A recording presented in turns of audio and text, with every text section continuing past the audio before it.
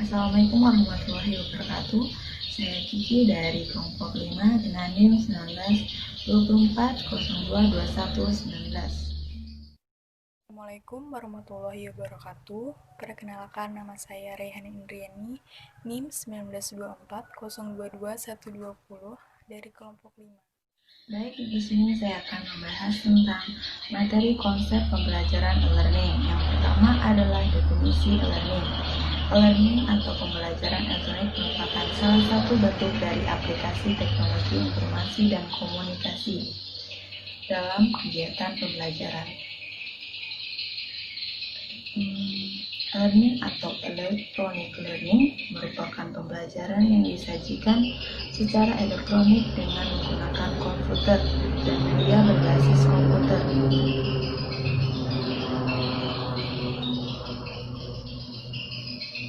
Definisi dan learning bisa bervariasi bergantung dari penyelenggara learning itu sendiri tersebut dan bagaimana cara penggunaannya, termasuk juga apa tujuannya dan penggunaannya.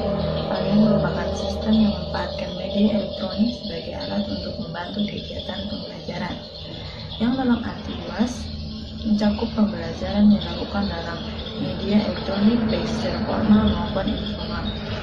Secara formal misalnya berupa kurikulum, silabus, mata pelajaran, dan tes yang telah diatur sesuai jadwal oleh pihak-pihak terkait. Itu pengelola e-learning.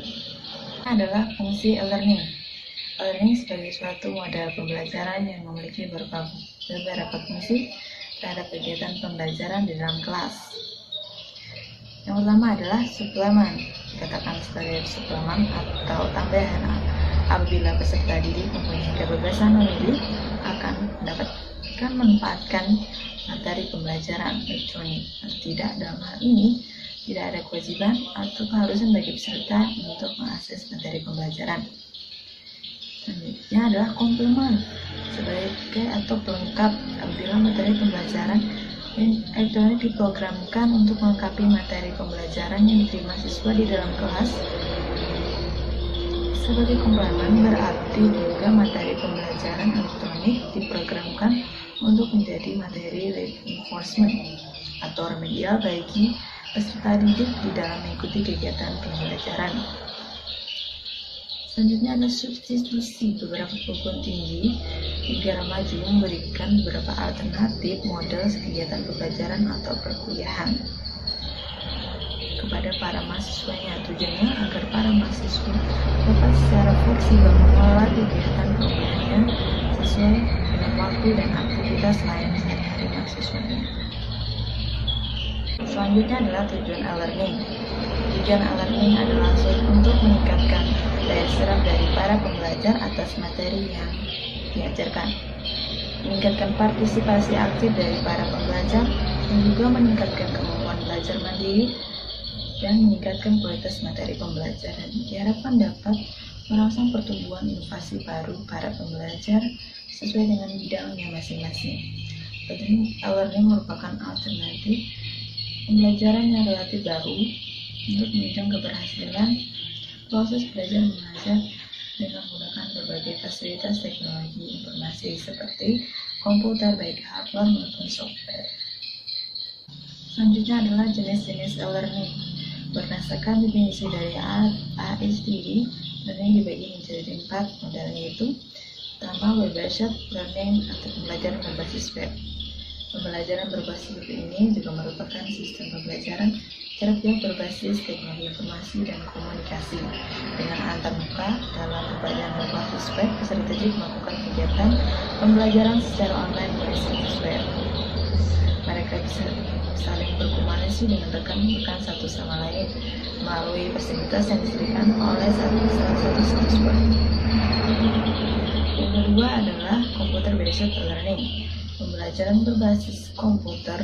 Secara sederhana juga, pembelajaran berbasis komputer bisa didefinisikan sebagai kegiatan pembelajaran mandiri yang bisa dilakukan oleh peserta didik dengan menggunakan sebuah sistem komputer yang mengumumkan bahwa pembelajaran berbasis komputer itu merupakan juga program pembelajaran yang digunakan dalam proses pembelajaran dengan menggunakan software komputer yang bersih tentang judul, tujuan, materi pembelajaran, dan evaluasi pembelajaran. Ketiga, virtual education atau pendidikan virtual. Berdasarkan definisi Google, istilah pendidikan virtual merujuk kepada sesuatu kegiatan pembelajaran yang terjadi di sebuah lingkungan yang dimana pengajar dan peserta didik terpisah oleh jarak dan waktu. Pihak pengajar menyediakan materi-materi pembelajaran melalui penggunaan beberapa metode seperti aplikasi LMS, bahan-bahan multimedia, pemanfaatan internet, atau konferensi video. Keempat, digital collaboration atau kolaborasi digital adalah suatu kegiatan di mana para peserta didik yang berasal dari kelompok yang berbeda, kelas, sekolah, antar negara, bersama-sama dengan sebuah proyek atau tugas sambil berbagi ide dan informasi dengan seoptimal mungkin memanfaatkan teknologi. Kelebihan e-learning yang pertama adalah interactivity atau interaktivitas, tersedianya jalur komunikasi yang lebih banyak, baik secara langsung seperti chatting atau messenger, atau tidak langsung seperti forum mailing list atau buku taruh. Dua, independensi atau kemandirian, fleksibilitas dalam aspek penyediaan waktu, tempat, pengajar, dan bahan ajar. Hal ini menyebabkan pembelajaran jadi terpusat kepada siswa. Tiga, aksibilitas, sumber-sumber belajar lebih mudah diakses melalui pendistribusian di jaringan internet dan akses yang lebih luas daripada pendistribusian sumber belajar pada pembelajaran konvensional.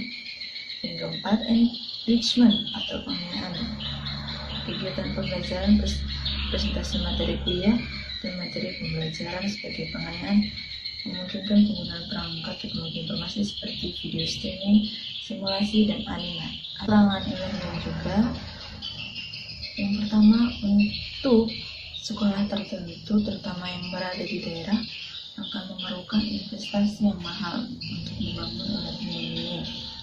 Yang kedua juga, siswa yang tidak punya motivasi belajar yang tinggi cenderung akan gagal. Keterbatasan jumlah kuota yang dimiliki sekolah akan menghambat pelaksanaan ilmu.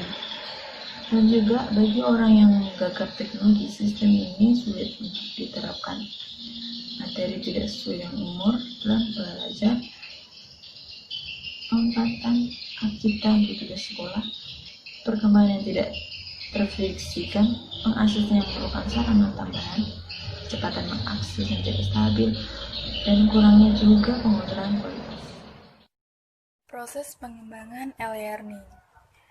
Dalam proses pengembangan e-learning yaitu melalui proses penyampaian informasi, menyediakan seperangkat alat yang dapat memperkaya nilai, memperkuat modal belajar, dan kapasitas peserta didik. Pemanfaatan e-learning dalam pembelajaran melalui media berbasis komputer yaitu ranah kognitif, ranah afektif, dan ranah psikomotorik. Dalam media berbasis internet yaitu melalui email, blog, dan mesin pencarian. Penerapan e-learning dalam pembelajaran. Dalam kegiatan belajar dilakukan pemanfaatan jaringan internet, tersedianya dukungan, layanan belajar yang dapat dimanfaatkan oleh peserta didik, misalnya CD-ROM atau bahan cetak. Tersedianya layanan tutor yang dapat membantu peserta didik apabila mengalami kesulitan. Pembelajaran. Dilihat dari penyampaian, e-learning dibagi dalam dua cara, yaitu komunikasi satu arah dan komunikasi dua arah. Dalam e-learning, yaitu sistem dua arah ini juga bisa diklasifikasikan menjadi dua, yaitu dilaksanakan secara langsung, artinya pada saat instruktur memberikan pelajaran. Peserta didik dapat langsung mendengarkan dan dilaksanakan melalui cara tidak langsung. Misalnya, melalui pesan yang direkam dahulu sebelum digunakan. E-learning tidak hanya digunakan secara online, tapi juga secara offline, yaitu dengan cara pembelajaran di kelas dengan menggunakan proyektor atau menonton film di DVD. E-learning di sekolah dasar. Siswa dan guru harus memiliki akses kepada teknologi. Harus tersedianya materi yang berkualitas, Guru harus memiliki pengetahuan dan keterampilan dalam menggunakan alat-alat dan sumber digital untuk membantu siswa. Kelebihan dan kekurangan e-learning di SD. Kelebihan e-learning yaitu ada 4. Yang pertama, tersedianya fasilitas e-moderating. Yang kedua, guru dan siswa dapat menggunakan bahan ajar yang terstruktur. Yang ketiga yaitu dapat memutar bahan belajar kapan saja di komputer. Yang keempat yaitu relatif lebih efisien. Sedangkan kekurangan e-learning yaitu ada 4 juga. Yang pertama, kurangnya interaksi antara guru dan murid. Yang kedua, proses belajar cenderung ke pelatihan daripada pendidikan. Yang ketiga, tidak sesuai semua tempat ada internetnya. Yang keempat, yaitu kurangnya penguasaan.